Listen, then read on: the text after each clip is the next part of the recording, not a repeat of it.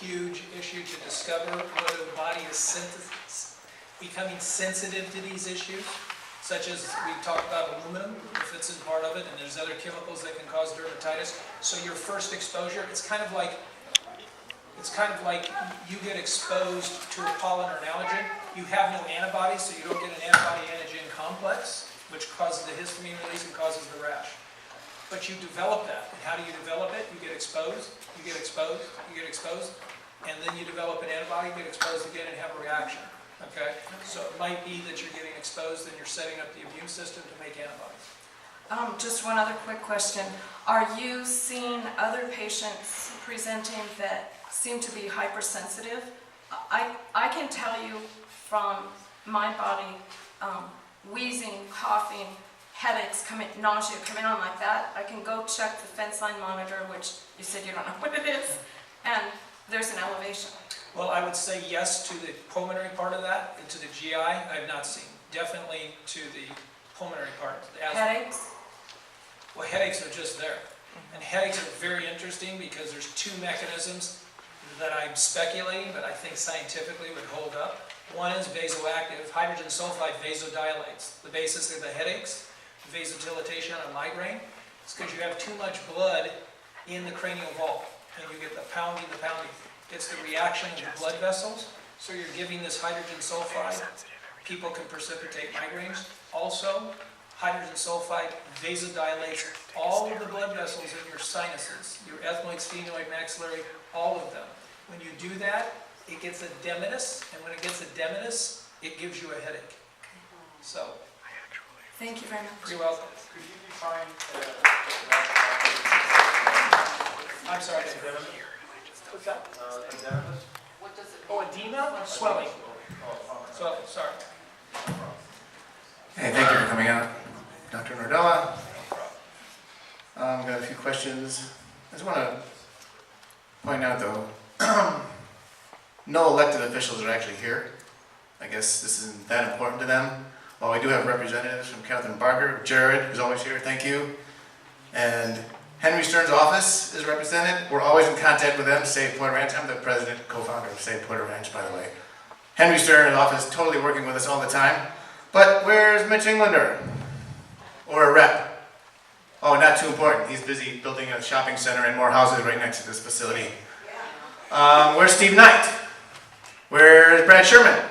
Where's Dante Acosta? None of them are here or represented. So yeah, we're always trying to meet with these people.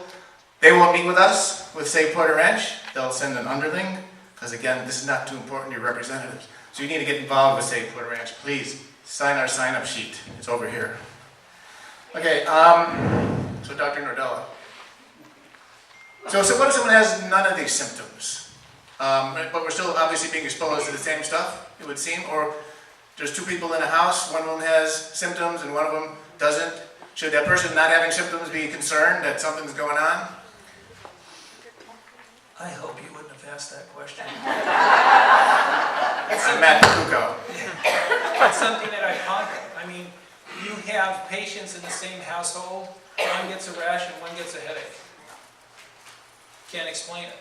The only way I can explain it is to pull way back on it and say it could be your genes, it could be your metabolism, it could be the dose you tolerate versus the other party.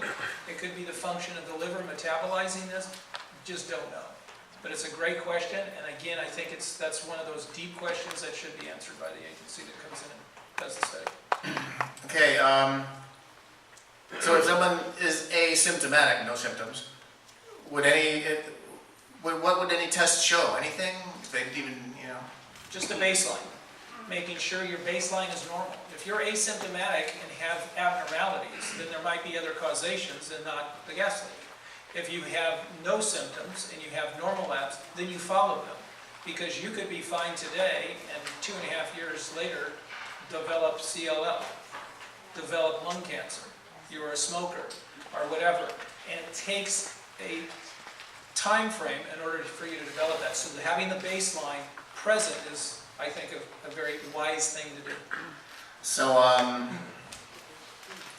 as far as, we've heard a couple different stories. Well, there's one well publicized about someone that's moved away from here, but when they opened up their pod, stuff that's moved, that they moved Porter Ranch, symptoms happen all over again after they've been no symptoms in their new out-of-state location.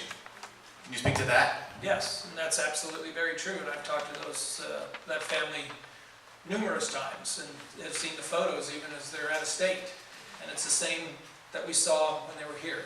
So the conclusion is, again, looking at the immune system, did they get antibodies, they develop, have it here, they go up there, they take their personal belongings, they come in contact or they inhale them, and they flare again. So highly, highly suggestive that this is still in homes, this is still in your personal belongings, your furnishings and so forth. Yeah. Very disturbing. So with all due respect to the health department, who I'm not here to defend, I guarantee that, they did get us the relocation in the beginning, and they did do the Casper study, which they found a big problem, but it's been all talk since then. So we're pretty disappointed with them. This is more talk tonight. We heard that talk in the beginning, and still, health department, you have not come through with anything tangible. I don't care how great it sounds. Isam, I love you. Let us speak to the health department how we want to speak to the health department. You don't need to defend them, they can defend themselves. I think a lot of what they haven't done, done some stuff like I mentioned. Did I forget anything? No. But their lack of action, maybe they don't have the resources. They should say that. We can't afford it, or whatever it means, or whatever it is. You just can't do it. Say, hey, we can't do it. Just tell the truth.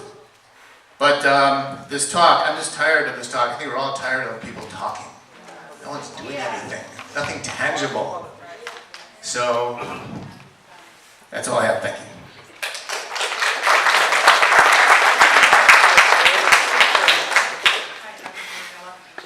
You talked about aplastic anemia.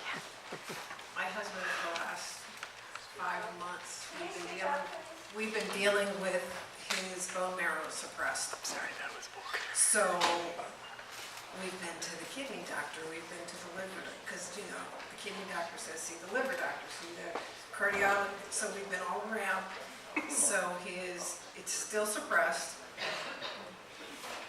You mentioned something else besides aplastic anemia, because it's not like his platelets were down in December, we're down to 19,000 versus where they're supposed to be. His white cells and they're still there, because he had 2 units of blood a week, a little over a week and a So half is ago. his white cells, red cells, and platelets down? Now, he would be considered pancytopenic, that he's not totally not producing anything, he's producing some. So you have to figure that out. Where's that coming from? So has he seen a hematologist? Yeah, he's seeing a hematologist. Has he had a bone marrow biopsy? He did it. They did a bone marrow. And what did they find? She said nothing. At this point, nothing. Again, I kind of watch my eyebrow. I know. I mean, I find that kind of strange. So. Right. And I'd love to hear from you after this meeting, Okay. because he needs to be part of it. Okay. Great, thank you.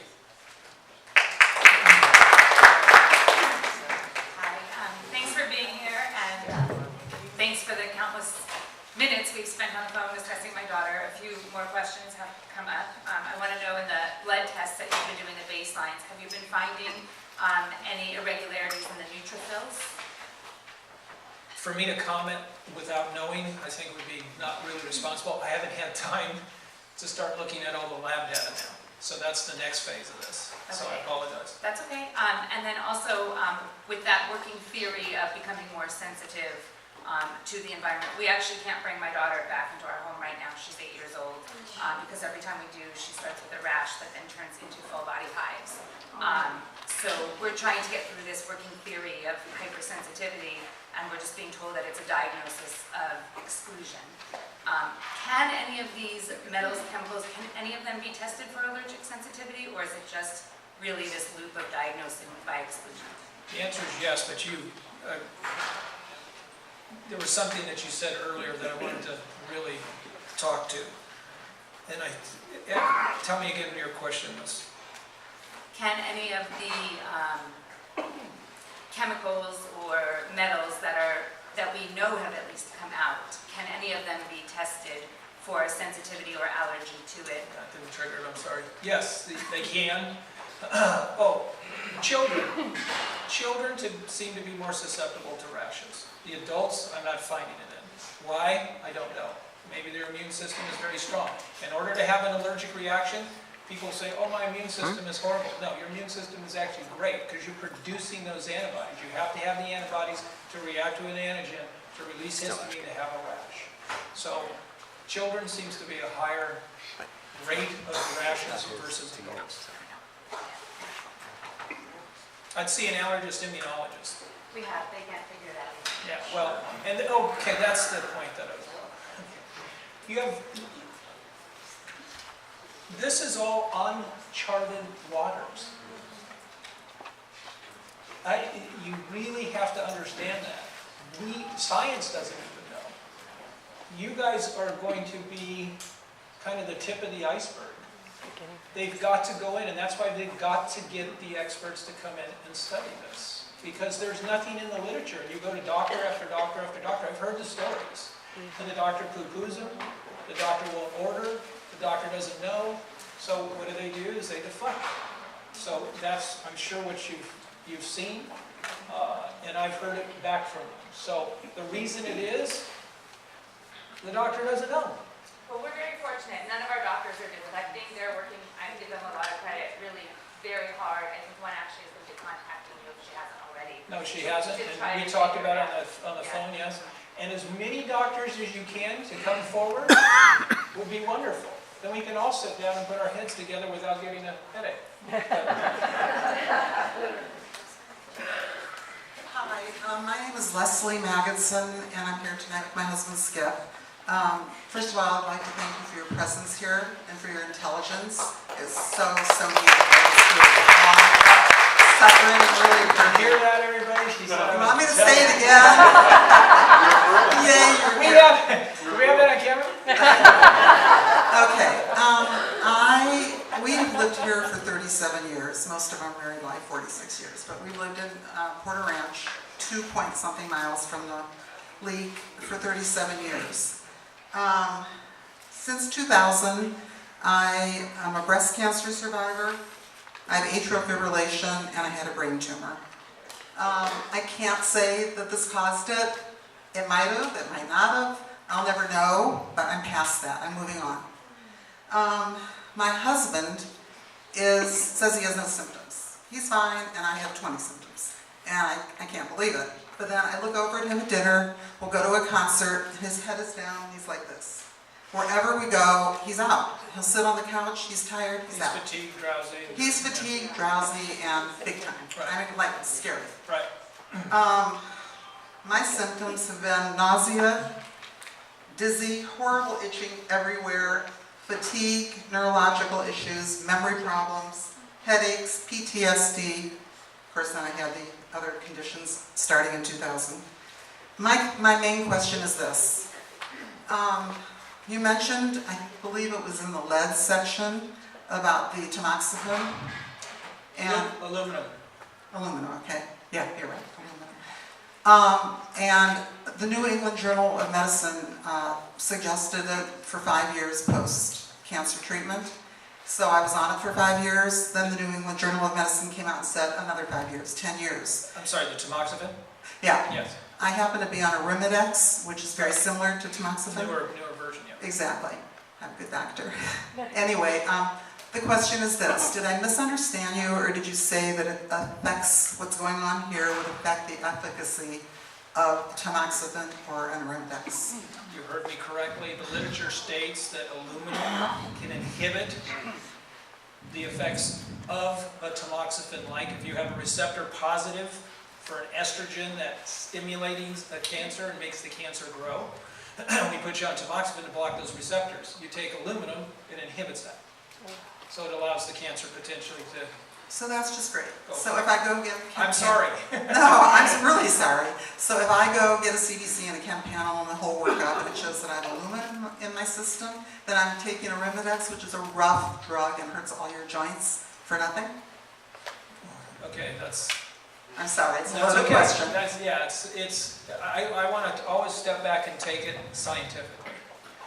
it has the potential of doing that. So, what I would suggest is you get in contact with a lab that can run an aluminum level. If the aluminum level is negative and normal, then it would work. But if it was elevated, then there is concern, and it's something I would take to your oncologist or your breast doctor or whoever you're seeing for that. Okay, thank you very much. You're welcome. Thanks. Thank you so much for what you're doing. I think what's so nice is that you are doing something. And with all due respect, sir, the last time I faced you was when a group of people were up here saying, the well is capped, and nobody's sick, and I stood up over there, and I lifted my sweater, and I said, here's my rash. So now I'll bring you up to September. I began to itch. And I also was working in Porter Ranch now, up and closer to the well. And I have had, I came to your urgent care and twice. And treated always well there. And gave me medicine and said, go to my dermatologist. Same dermatologist that saw my arms, and it's not going away. What happened in September or October? Was there no, a friend of mine said that a few of her friends, and she owns a business local, people are having nosebleeds again. Okay, so something happened around that time, okay? Well, my neck, I guess I just wanted to know that, and also I want to be in the study. And correct me if I'm wrong, am I understanding this? If we all participated in this study, that would help? Oh, Okay. Okay. I'd like to appeal to the physicians in the community and to the lawyers representing you to some form or fashion. They talked about a steering committee. I want to go to the steering committee. I don't want to be involved with the lawyers, but I want access to the patients. And if I can get them to give me access to the patients, that would be big. My question was, how can we help you? Because I want to be proactive. My heart breaks for people in this room. And you just came across, sir, as so compassionate. Dr. Nordella is doing something, and I know you've been a part of this.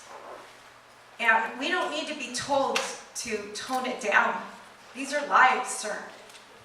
Dr. Nordella is being welcomed because he is doing something. And I'll leave it.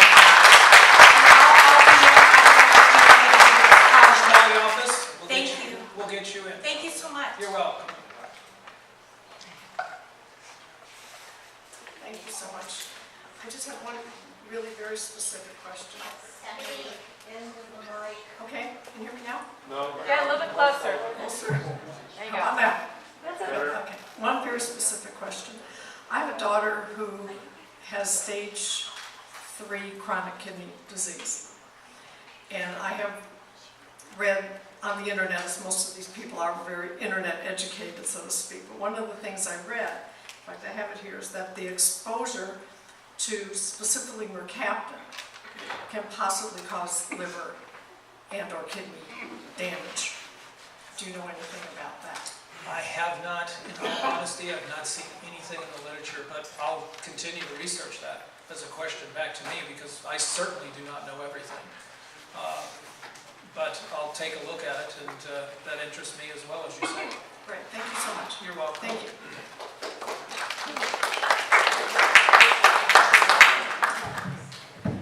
Thank you, Dr. Nordella, for being here. Patricia Larcara, and I'm a resident of Porter Ranch for over 28 years, and I am experiencing a lot of these symptoms that you listed over there. But the one that I think is going to kill me, I have been suffering from headaches for over a year now, maybe close to 2 years. They're gonna kill me. Right now I have a horrible headache. I take medicine that the doctor gives me, but sometimes the headaches don't stop with the medication, and I start getting dizzy. Then I don't see anything else, and then I dehydrate completely, and then I faint. Have you been worked up by a neurologist? Yes, I get, Have you had an MRI or an MRA? plenty of them. You got, Dr. Nordella, you got all my, I am going to your clinic already, and you got all my medical records. I don't know what else to do, but it could happen when I'm driving. I have to stop working because I'm a special ed assistant.